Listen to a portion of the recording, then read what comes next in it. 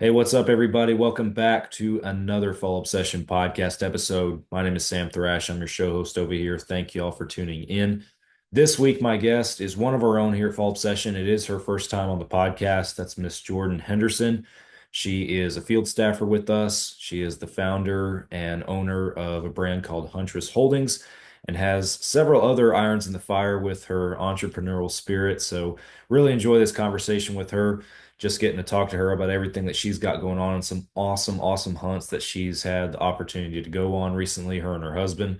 So great conversation, and I hope you guys enjoy it. This is another installment, if you will, in my efforts to try and get some of our own team members here at Fall Obsession, some of our own people on the show to talk about the 2024 season and just some of the unique things that they do as hunters and outdoors men and women. So hope you guys enjoy this podcast.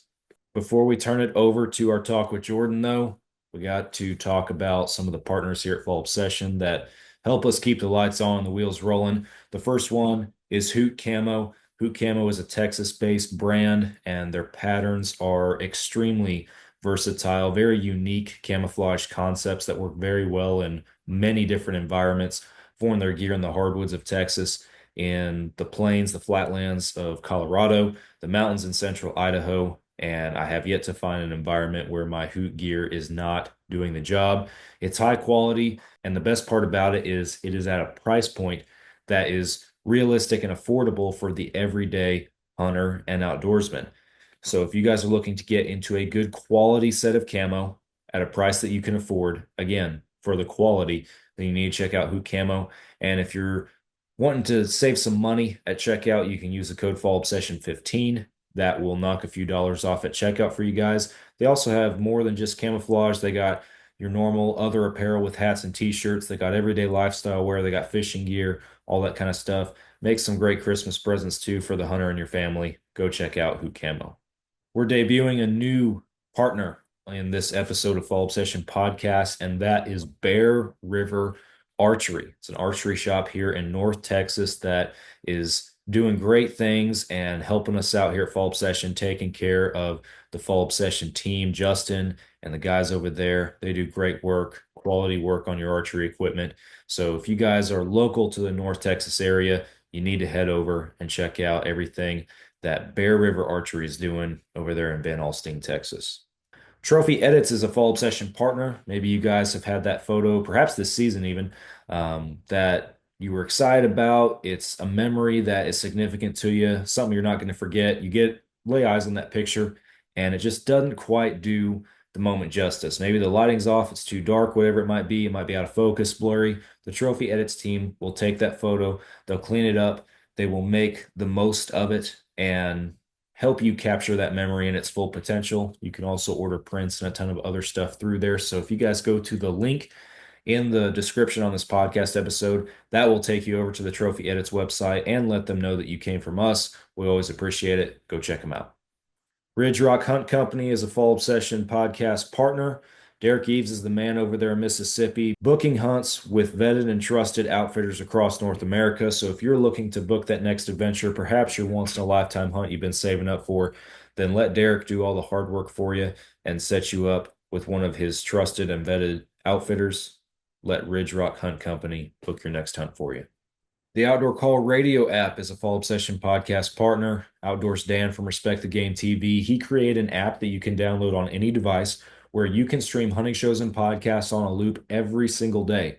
You will catch Fall Obsession podcast on that app on Mondays, same day as our new publications, along with tons of other hunting shows and podcasts we all know and love. Go download the Outdoor Call Radio app today. It is free and you can start streaming immediately. And go follow Outdoors Dan on social media because he shares a couple different live radio show broadcasts he does on his social media pages. Go download the Outdoor Call Radio app today. Finally, thank you guys again for tuning in to another Fall Obsession podcast. Wherever you are streaming this episode from, we would appreciate it if you guys left us a review, if that's an option, and hit that follow, like, subscribe button, whatever they have up there for you. Turn your notifications on if that's an option. Head on over to the YouTube channel. Check out everything we got going on over there. You can also, if you like watching the podcast videos, the video version of our productions and everything, those are posted every Thursday to our YouTube channel, along with some of our other hunting shows and films that we're releasing right now. So be sure you guys get plugged in over there on the YouTube. Fallobsession.com is the website. And at the time that I am recording this podcast episode, we are doing our 12 days of Christmas sale. Every single day, we have a different apparel item on sale for a screeching deal this holiday season.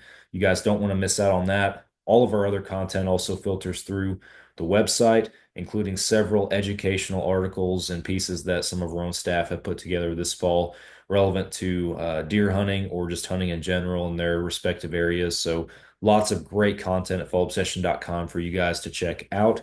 Hit up the social media pages. We post multiple times a day right now during hunting season on those platforms.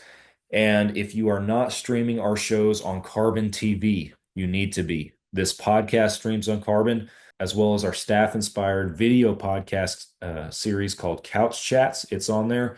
And our two different hunting shows called Midwest Mindset and Texas Dirt. Those are also streaming on Carbon TV. Go download the Carbon TV app or pull it up on your computer, your smart TV, and start streaming today for free. With that, we are going to get Jordan in here and kick off our conversation with her. You guys are listening to another Fall Obsession podcast. Oh, you got her, dude. She's down.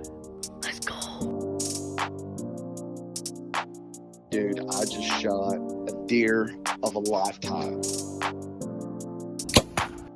Freaking smoked him. One with nature, and if you're a believer, one with God. Definitely gets your heart pumping. Boy, you are in trouble. Fall Obsession Podcast. Welcome back, everybody, to another Fall Obsession podcast. My name is Sam, and I'm joined this week. My guest is Miss Jordan. She's one of our field staff team members here at Fall Obsession and has quite the entrepreneurial drive over there in the Southeast. But welcome to Fall Obsession podcast, Jordan. Happy to have you. Thank you so much, Sam. I'm really excited to be here and looking forward to talk about more about me and more about, of course, Fall Obsession and everything that you guys have done for me to help me get out more into the hunting arena, especially with that Sika deer hunt. It was fantastic. So thank you so much. I'm glad to be here. Absolutely. I look forward. I want to hit on that Sika deer hunt for sure in this podcast because that was pretty awesome seeing what came out of that for you. But to start us off, just for our listeners that don't know who you are, take a moment to introduce yourself and just tell us where you're from, what you do, and all that kind of stuff. Sure. So I'm Jordan Henderson. And as you mentioned, I have an entrepreneurial spirit. And I have, up until 5 months ago, always been in corporate America and really decided that it was time for me to take a leap of faith, if you will, and really dive into what my passion was. And that is being outdoors, being with my family.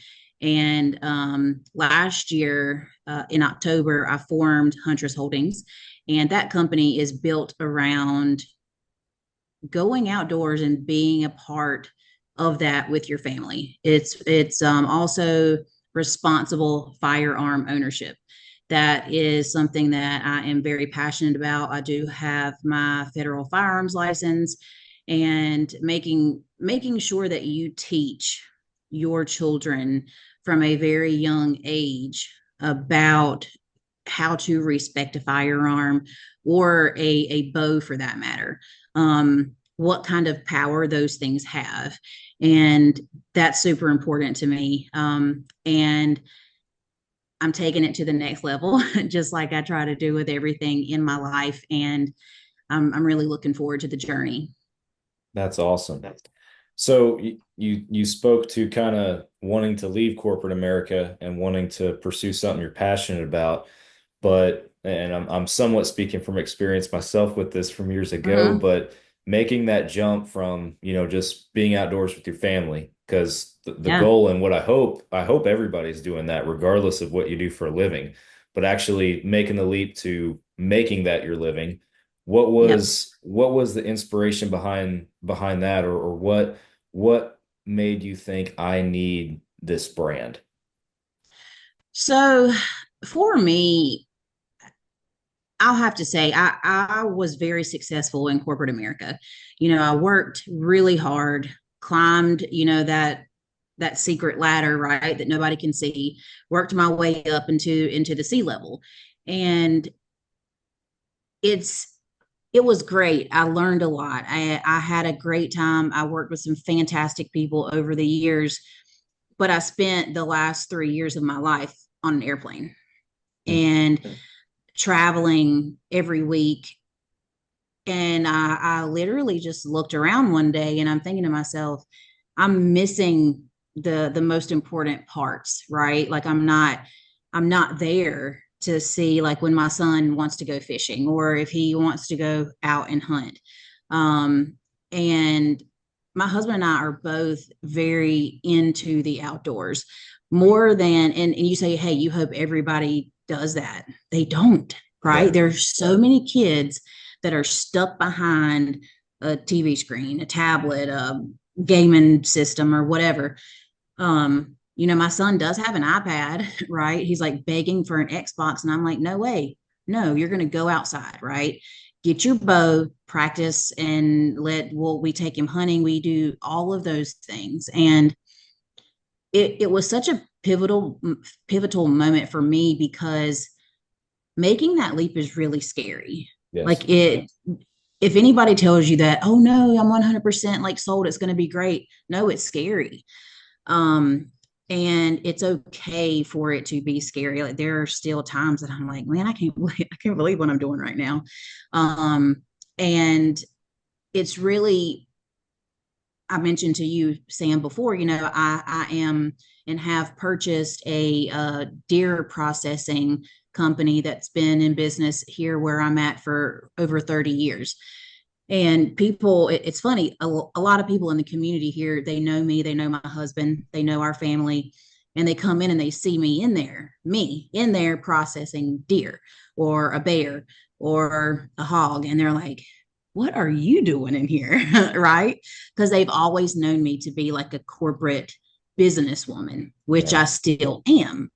But I'm taking it into a place that I really love. And the interesting part about it is I love the processing. I love knowing that the business that I'm doing is feeding people's families and it's feeding them healthy food, right? Like real farm to table, right? Yeah, exactly. So it's I can't really say other than knowing that I was missing out Mhm. and wanting the opportunity to do something that I loved, but do it with the people that I love, right? Because if I said, oh, I wanted to go be whatever it is, I could pick something else, but I wouldn't necessarily be here to be with them. And that's one thing that we all have in common is we want to get outside and do fun stuff together. Yeah, exactly. Yeah, exactly. What let me ask you this. What have you did you have any experience processing before you kind of picked up this gig, or has it been learning that side of it since you tapped into this as No, well? no. So I didn't. Um, I'll kind of laugh a little bit about myself. Still sometimes, right? Like when, my husband would be out like skinning a deer or something and it was gut shot and I'm like, ooh, it's not great. Um, and one thing in the processing world that you realize is there are all different types of hunters, all different types. Um, there are many different types skin their deer. Let's just use deer only in this case, right? They skin their deer. Some of them know how to do it really well. Some of them do not, right? So Right. there's a lot that that I've had to learn. Um, but the like I said, the most rewarding thing about it is the way that we take them in are, they're quartered up. because this gentleman that I purchased the business from, he's older. And so he takes them quartered up, and oftentimes they're, both hands will still be connected, right? Folks don't know how to do that. But to take that and turn it into a product that someone can take home and feed their family is awesome. But because of how my husband would probably say bullheaded, but because of the drive that I have to do well at whatever it is that I set my mind to, I have really been able to pick up on it really quickly. And I really, really enjoy it. Yeah. Which, my husband's like, I don't want anything to do with that. I'm like, you don't have to. I'm going to do it. So I didn't know anything about it. And it's funny because I wanted to purchase the business a few years ago, couldn't get him to agree to do it. Still didn't know anything about it then. Know a lot more about it now. Yeah. So yeah, it's been a learning process, but it's been great. Yeah. It all happens in the right season of life, it seems like. So Yeah, it does. So circling back real quick to your Huntress Holdings and everything, with the mission being, getting families, getting people in the outdoors together and everything. Right. How do you, through that brand, through your website, through all that kind of stuff, how do you seek to accomplish that? Right. So there's a couple of different ways. And now that my husband and I have actually closed on the piece of property where we're going to have the processing facility, our sales store, it is something that, like, let's just say the weekend before, and get families to come out and talk about, like, hey, let's do who's going to get the longest this year. We'll do a contest. I want to do those types of things, like a big doe contest, or big buck, do it on weight, do it by scoreable, net score or something of that nature. Right. And when you really start to engage in the hunting community that way, that's when you start to get that traction. So we just closed on our piece of property last Friday. So congratulations. I'm really excited. Thank you. I'm really excited about it. But we, like, that Saturday, last Saturday after we closed, we were painting and doing all kinds of stuff over there. And a couple of the young guys that go to church with us on Sunday, I said to their parents, like, hey, send them over to the land, have them come help us paint. And so I'm already starting to engage them in that way, but I'm telling them, hey, next year when processing is up and running, hey, has Sika Deer, why don't you come work? And start to teach them about business in addition to hunting and something that they can do with their hands, because it's so much more than it's great to get out and have a barbecue and have a contest and all those things. But when you could take a young man or a young woman and say, hey, let me show you how to run a business. Let me teach you how to be responsible in some of these things. That stuff is invaluable. So that's something that I am looking forward to be able to do for hopefully many kids. That's awesome. Because, and I'm sure you're well aware of, of all people, that this is how it is, but you have corporate America, you have formal education, and your business degrees, marketing degrees, whatever you want to pursue, right? And not that those don't have their place, but I'm a believer that actually being boots on the ground in a small business environment and learning it from the people who are actually doing it every day and who actually built it from the ground up, I think that is where those kind of folks, young people, can get that kind of knowledge and experience and find their passion. Maybe they learn from there that they too want to, start their journey or start their own business or whatever it might be. And while there might be some education that is applicable, maybe it also puts them on a faster track to be like, I don't need to go to a university for 4 years to be able to do this. Yeah. it's kind of like what my husband and I say all the time. I'm educated, I have a degree, all of those things, but there's people that are very, very book smart and don't have any common sense, Mhm. right? And that is where I think I get really passionate about the hunting industry specifically. Is the two things there have to intersect, right? You have to have some level of book knowledge, right? If we're talking firearms, okay, you have to have some knowledge, but you also have to have common sense Yep. to be able to do some of these things. So, like I said, I mean, if I can inspire one kid, maybe my own kid, hey, you can take a leap of faith, start your own business, and make it successful. It's not, is it easy? No, there's always going to be things that are hard about it. But if you have passion behind it and you're coming to the table from the right place in your heart, it's going to work out. Yeah, absolutely. I couldn't agree more. So I want to talk to you a little bit about some hunting because Yeah. despite running a business, buying a processor, processing Yes. deer, you are still getting your family in the outdoors, as is your passion. You are still finding time to get some quality hunting time in and everything. You mentioned earlier the Sika Deer hunt. So let's start at the top. Let's start there and Yeah. talk to us about this opportunity and from start to Hmm. finish how that was for you guys. Absolutely. So, I have to thank Fall Obsession first, because I would not have had the opportunity to go on that hunt if it wasn't for Anthony lining everything up and talking about it on one of our calls. And I remember, like, I want to go. I was like, I'm so in on this, like I'm doing it. And talked to my husband, and we were like, all right, we're going, we're doing it, got everything lined up. And it was like the week before, or maybe a week and a half before, the hurricane came through, and everything on the eastern shore of Maryland had been, like, I mean, it was underwater.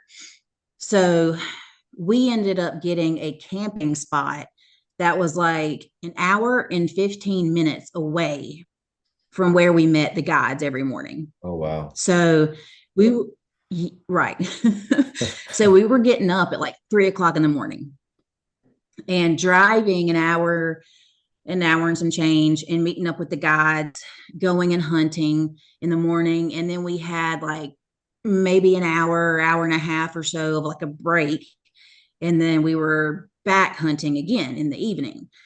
And it was before the time changed. So we weren't getting back um to our camper. We weren't getting back until, I mean, 11 o'clock, something like that, and then having to get up again at 3. So Wow. we were hunting hard, like really, really hard. And the Sika deer are known to be mostly nocturnal. So that's why they're so like sought after. Well, the meat is amazing, but they're a trophy even when when you see one, right? Like a they're not anything like a whitetail, Right. right? You're like, that's the trophy. Um, but it's because they're so elusive. And one thing about that hunt is, in the morning you would go and you would mostly hunt like hardwoods and things like that. Saw some whitetail, nothing that like would be a shooter, but saw a few doe come out and things like that. But in the evening is when you would go into like the marshy areas, and you want to talk about a great experience. It was just amazing. There was a day that we went out in the marsh, and we drove out.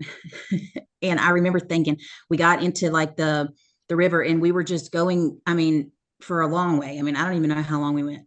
And they pull up to like a section of like marsh weeds, and they're like, get out, go to your stand. It's 100 yards that way. Well, thankfully, I was the only female on the trip. That was part of the guide service, and so they walked me to my stand, which was great. There were a couple of times they were like, "Hey, be careful right here. There's a muskrat hole. If you step in it, you're going to sink all the way up to your neck."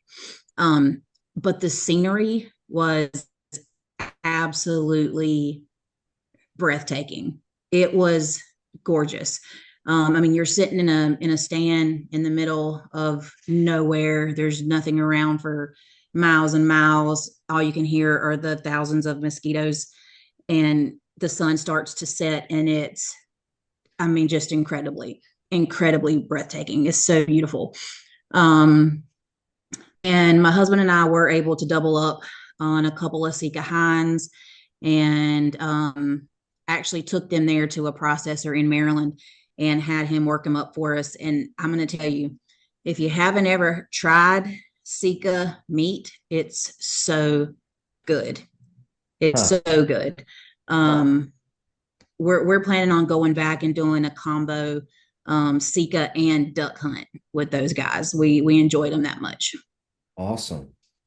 So what is and I think you touched briefly on it, but talk a little bit more in detail, just where where these deer live, how they behave, because they're, like Oh you said, yeah, they're way different than whitetail. So for people who might have never even, for all I know, might not even ever heard of a Sika deer before listening to this mm-hmm. podcast, what I know they're not exclusively nocturnal, or mostly at least, Right. but what makes them so unique? What's the big contrast?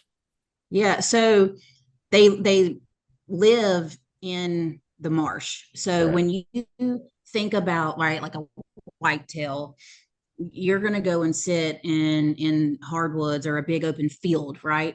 Well, when you're hunting Sika, you are walking in, you know, at least thigh deep, waist deep water with, reeds up to your eye level to get to where you're going to hunt. Then you get into your stand, there's water and reeds all around you. And there's a feeder on a float, like no joke, on a float out in the water. Wow. And the Sika will, I mean, it's like they just appear, but they don't appear until it's almost dark. Um, and it, it's incredible. Like I said, they're small too. So when you think about like the size of a whitetail versus the size of a Sika deer, um, the best size comparison that I can think of is it's almost like the size of a goat, Gotcha. right? Like, or a like miniature donkey, right? Like that's the size that you're dealing with. Um, and the hinds, the females, they chirp. Okay, so where a whitetail doe, right? If they spot you, they'll blow. A Sika hind, she'll chirp, chirp, chirp, chirp. That's how you know she spotted you. Hmm. And once she does that, you're done. It happened to me one night. Um, so and then so the stags, they are like elk. They bugle, and it sounds just like an elk. And it's amazing. Like you can hear them bugling from, I mean, like it seems like miles away, but they're just so hard to get on. And I'll tell this story about my husband. He probably doesn't want me to, but I'm gonna tell it anyway. Um, we went out on the Argo one evening, and you go out on the Argo because you can't physically walk to the stand because and they put us up in these really nice like shooting houses, but they're made mostly for rifle, and we were shooting bow. And so my husband had a really nice stag come to his feeder, and he drew back on him, and he, because the window was horizontal and not vertical for a good bow shot, he went to look around to make sure he was going to clear the window and accidentally touched his release. Oh, Yeah. so he was, yeah, he wasn't happy.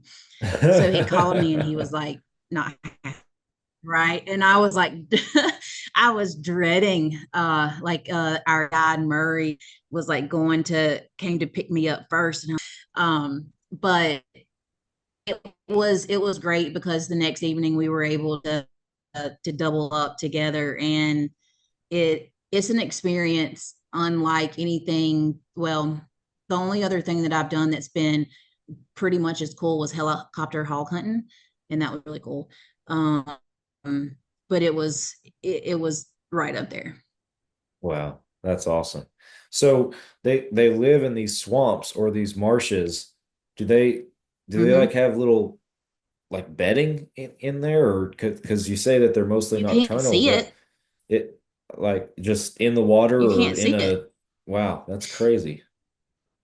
Yeah. So I wish I could. I think I sent, hopefully you have some video of like where we would Yes. like walk or take the Argo. You can't, you can't see where they would bed. I mean, the reeds in the water are over your head. Wow. So you don't know where they are. And because they're small, when they are walking, and you would think that you would hear them like splashing, splashing, splashing in the water. You don't, you don't hear them. And the reeds are so tall, you can't see them until they just pop out into that one little open area. That's it. Wow. Our last evening there, I did get Hunter, one of our guides. He had a bugle call, and I was like, "Let me take that to the stand with me." And so I took it and tried it a couple of times, and I heard one like way off in the distance, but I can't wait to try it again. That's awesome. Well, that's the kind of experiences that you want to go on. The kinds that, Yes. I've speaking from experience, I've been on those where it's like, okay, this is a once in a lifetime hunt for me. And once you're done with it, you're like, I'm gonna do that again. Turns out to not be. So Yes. I knew that first evening out, I was like, we'll be back. so an awesome Sitka deer hunt, but Yes. you still had plenty of hunting going on back at home because I know that I saw a couple different whitetail photos. I saw your son Yes. with a whitetail. I saw a bear in there somewhere. Y'all have Yeah. been busy back at Yeah. home. So Yeah. talk about the fall hunting seasons at home this year. So I'll start with this. Um, I have never been a bow hunter. I just I like firearms. I like shotguns. I like muzzle loaders, high power rifles. Those are the things I'm naturally drawn to. Well, I'm also extremely, extremely, extremely competitive. So my husband this year said, "Hey, I think you need to get a bow, um, and let's get out here and see who can shoot better." And I'm like, "Okay, right? Like, Challenge guarantee accepted. you, it's me." Yeah. So this year is the first season that I've ever hunted with a bow. I've Wow. gone a couple of times with a crossbow, okay, but um, I didn't care for the crossbow. So got myself a bow, was really like, I mean, I when I tell you when I got it, I practiced single day, every single day, That's because I awesome. wasn't gonna let him beat me. I wasn't gonna let him beat me. So opening day, I went that morning, saw a few deer that, were like decent deer, but I was like nothing that would have shot. And then that afternoon went back, and a bachelor group came out, and there was the deer that I ended up harvesting that afternoon. He came in last, and I was looking at him, and he came and he was 26 yards away and full broadside, and I was able to get pulled back, didn't spook anybody else that was in there, and made a great shot. He ran like 100 yards, and and there he was. So Wow. my very first bow kill and my very first opening day. So Wow. that was great. Because like I said, normally I didn't hunt during bow. And then a couple of weeks ago, harvested a deer that for me, and I say all the time, like, hey, if it's a trophy for you, then you need to love it and be so proud of it. It's probably something that, like, in hindsight, I'm like, oh, maybe I should have let it walk, but it had a split brow tine, which out of all the deer that I've taken over the years, I've never had one with a split brow. I had one a couple of years ago that's real funky, got a lot of character. And that's really what I like. I mean, I like a really clean, typical deer, but I like trashy deers probably better. Trashy deer, excuse me. So like I said, in hindsight, maybe I would have waited, but you know what? I already did it now. And Nothing wrong with so that. in between there, yes, I did go. My husband, myself, and my son went on a bear hunt up in Asheville, North Carolina, and it was also right after Helene had come through and really devastated Western North Carolina, and we weren't sure if we were going to be able to go. And like the day before we were supposed to leave, the gentleman that we were hunting on his land, he was like, yeah, I have water and I have power, come on up. Like right now, the bear are becoming a nuisance for the community with all of the destruction that's already happened. Mm-hmm. The bear are getting into things that are making it worse.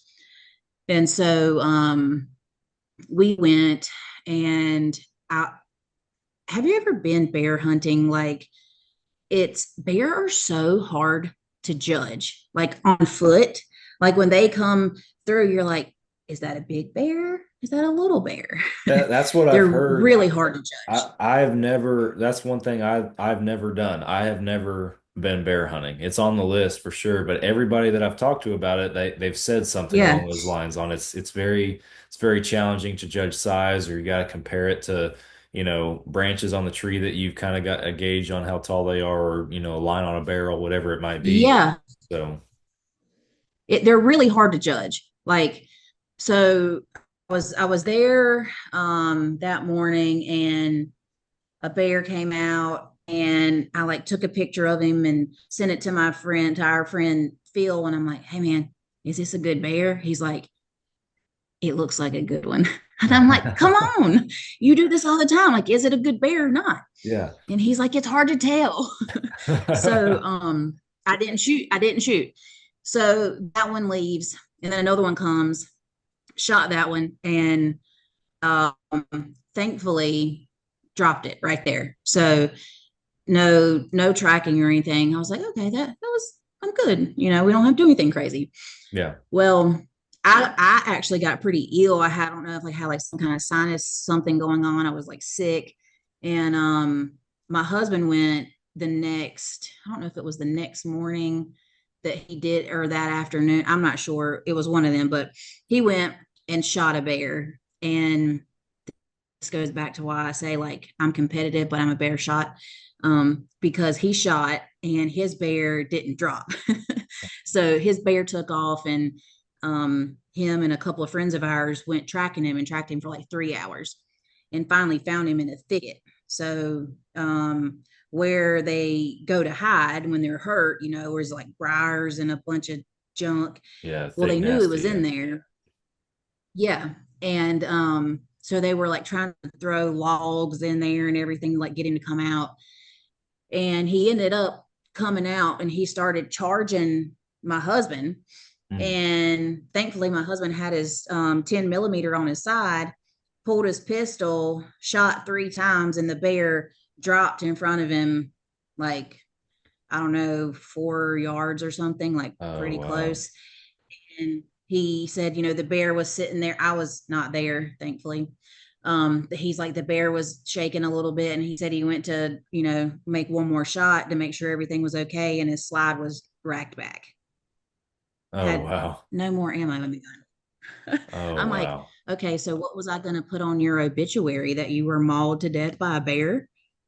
So I've been giving him a hard time about that. Oh, wow. But one thing I will say about our family as hunters is as much as we do love the sport of it and the trophies and all of that, like, we process those bear also. Right. We have bear meat, and we also eat that. So that's important for us too, that we're not just going out there and you know taking the It's animal yeah, without bringing the meat it's not home. truly a trophy hunt or stuff like that. There's more of a purpose behind it. And I'm glad you mentioned that, because there are people out there, maybe not necessarily listening to this episode, but people that don't understand that we eat bear, we eat Yep. mountain lion, these animals that they look at and they're like, oh no, y'all are just a bunch of trophy hunters.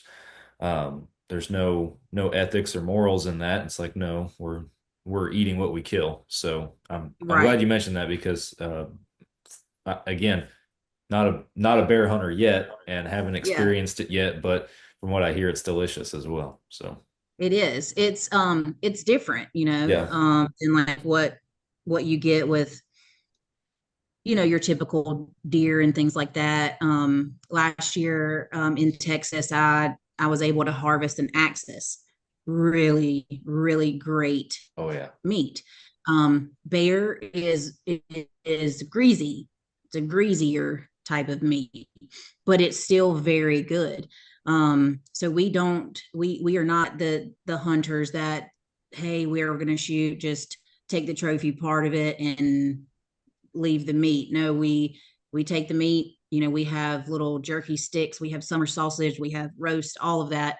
So it's like I said before, like real farm to table.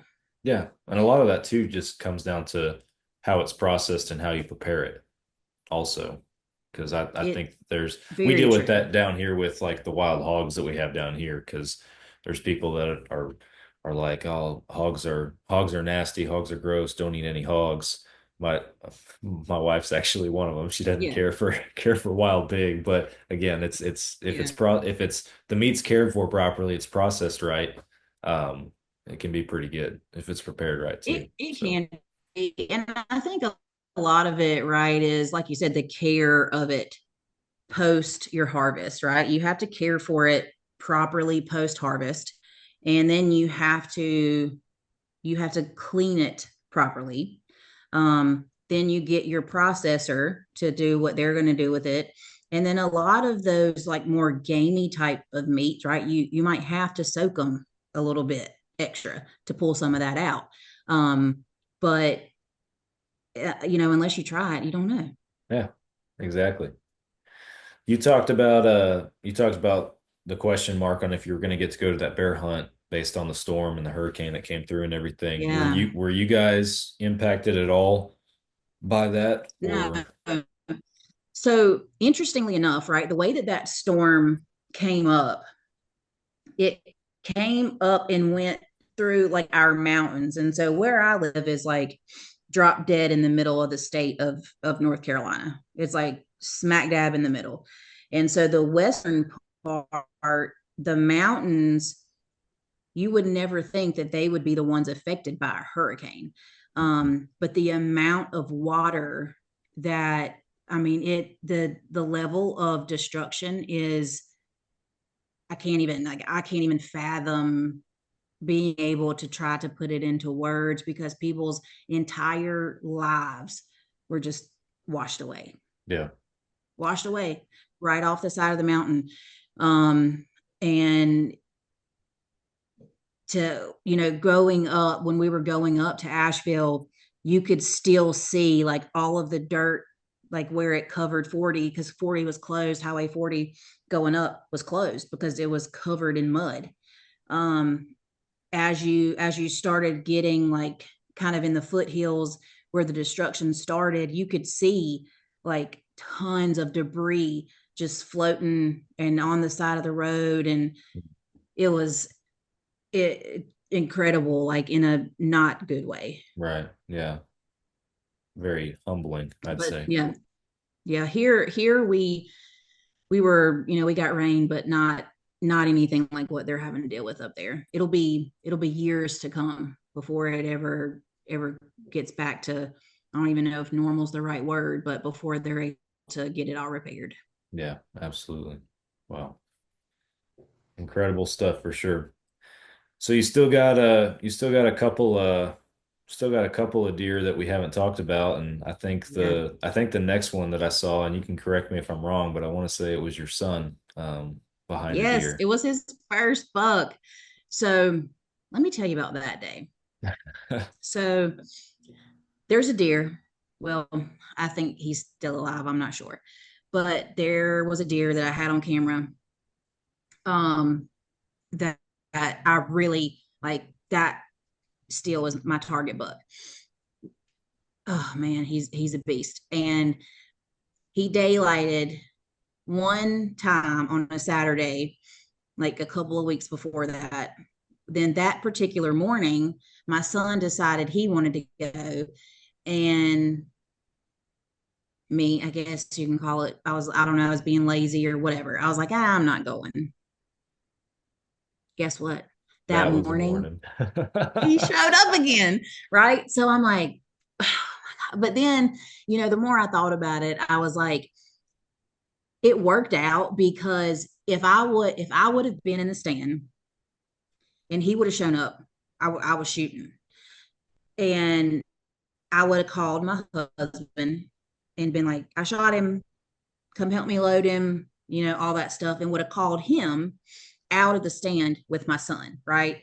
So even though it stinks for me that I missed that opportunity, it worked out because my son got his first book. Yeah. Right. And I didn't call my husband and call him out to come help me load him or whatever.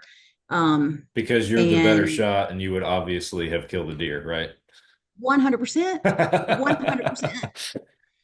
So my son got a nice 7 pointer, and if I could get him down here, he would be like, it was a beast. It's a big one. It's a monster.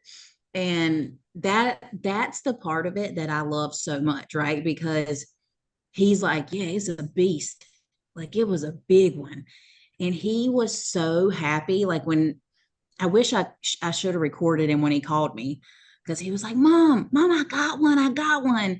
And I'm like, I'll be there in 2 minutes, like in Yeah. my pajamas, like going to check on him. And I even got my daughter, she's 16, non-hunter, does not care.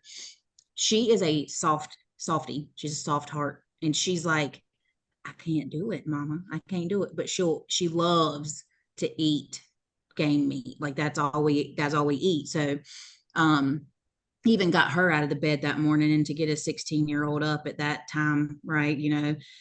She went out and told her little brother how happy she was for him. And we celebrated his first buck together as a family.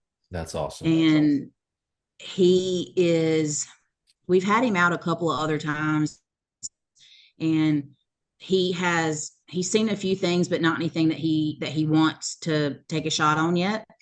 But what we're doing with him, and you guys might have seen like on my stories, we have him set up with a thermal that it Bluetooths to his iPad. So when he is scanning and he's going to take a shot, you can actually, like, me or dad can see where his crosshairs are, Yeah. right? So that we can make sure that he's going to make an ethical and good shot, Yeah. right? And that also is teaching him how to make sure that he's making those good shots. Yeah. For the last couple of years, he had a really hard time with the eye relief on a scope. So we got that thermal, and it works really great for him. That's awesome. That's a pretty good idea with kiddos, those that are learning to hunt and everything. Because I've had that thought as well with my son, because he's not hunting Hmm. yet. He's maybe maybe depending on how much he progresses this off season, next year might be his first year. We'll wait and see him, but we're Ah, getting to that point, and so I'm like, man, how am I going to know for sure, right? How am I going to know for sure right. if he's where he needs to be or making the shot, taking the shot he needs to take, and that kind of stuff. And I like that idea. I'll probably Yeah, have to invest in that's that why myself. we did that with him, because on a traditional scope, he couldn't, he would always be like, he'd lean up and lean back and lean up and move his head, and he's like, I can't see the crosshairs, and there's the circles, this big, and he would always complain about it. And so the thermal, even though it's cool for like us, right, to go coyote hunting or things like that, like it works the same in the daylight. But as a parent, you can see where the crosshairs are, and you can make sure that they have a steady, good shot. Like we have, like the bog grips, the vice grips up in the box stand for him, so that it's steady. We know where his shot's going. Um, and I mean, I would definitely suggest doing something like that with a child who's learning. Yeah, that's an awesome idea. I love that. Well, good for him getting Yeah. one on the ground. Sounds like he was excited. I could see the excitement on his face in the pictures that you posted. It was Yeah, good he was stuff. stoked. That's He awesome. really was. Well, you also had, and I'm going down the list here at this point, but Yeah. most recently, I believe you had your Turkey Day buck, as you called it, which was it a public land deer? Do I remember that correctly? No, so we don't hunt public Okay, okay. here where we are. I We apologize. We all get a lot of fall obsession kills, Yeah. so sometimes I get the public private kills mixed up. So sorry Yeah, about so that. But we no no, it's totally fine. That is actually one thing that, speaking of public land, that I'm really intrigued by. My husband and I have gotten to where we watched regularly the hunting public, right? yeah, And seeing like what those guys are able to do on public land. Right now, they put their work in, right, 100%. They're knocking on doors, hey, can we go here, can we go there, right? But I think I would really like to do that sometime. But no, it was private land that we have here in the area. awesome. Well, an awesome experience for a Thanksgiving Day Yes. hunt. Something to be thankful for. That's awesome. Yeah, I typically would not ever hunt on Thanksgiving, because I would always help my mom, right? Like I'd go to her house in the morning, and I would cook with her all day, and then we would have, the meal, and I would just be so tired that I couldn't. I was like, I'm not, how turkey makes you sleepy anyway. Um, but this year our gathering was really small, so my mom and I we were able to kind of like knock everything out. We all ate lunchtime, and that evening I was like, I'm gonna go sit in the stand and go hunt and see what happens. So it was great to be able to do that on Thanksgiving Day. That's awesome. Very cool memory for sure. That's Yeah. awesome. Well, I got a couple of questions that I want to ask you, like, since this is your first time on our Fall Obsession podcast and everything. Yeah. The first one is just about, in your life, what is one of at least your favorite hunting memories that you have? And it might be one that you've already told us about for all we know, but um, tell us what it might be and kind of why that is one of your favorite memories. So I'm gonna have to go with the helicopter hog hunt. Um, if you've never done that, it is awesome. Like, it's amazing. The adrenaline rush that you get by going up in a helicopter, like hanging out the side with, a 243, and mowing down hogs, right, when you come up on them. It's so much fun. And So when we went, I don't remember how many times we went up, but my husband and I, like I said, were competitive. So we were like, how many did y'all get? How many did y'all get? And we ended up taking the most hogs that day, I think by one. But that was such a memorable hunt because there's not a lot of people that are able to have that experience. Yeah. And like I sat in the front of the helicopter next to the pilot. My husband sat in the back, and we he's gonna kill me when he ever hears this or watches this thing, but we Airing out all the got laundry. on yeah, we got on a coyote. And so like and you know how coyotes, they dive and move and everything, weave around. And so in the helicopter, we're going like this, like trying to get on him. And all of a sudden, like my husband got like really quiet. And then he's like starting to throw up outside of the helicopter because he got motion sickness. And so the pilot's like, take your coat off, take your coat off, So he's like trying to take his coat off. He's like, and give me your headset. We don't want to listen to that. So gets his headset. We like, and so we land. And me being the loving wife that I am, I'm like videoing him throwing up and like sending it to his friends. Right. I'm like, look at your friend. But no, he did good. After that, we went back and I made him a sandwich and he got some food, and he was better like the next go round. But that I think that hunt and the Sika hunt, just because of the scenery, like I said, I mean, I have so many pictures on my phone of the sunsets out there in the marsh, like wow, just incredible. But the whole time we were hog hunting, I was literally just like laughing hysterically because I was having the best time. And I I really hope that more people are able to be able to do that. Like the cost of that type of hunt would come down and be more affordable for like the masses, because it's awesome. Yeah. No, that's really cool.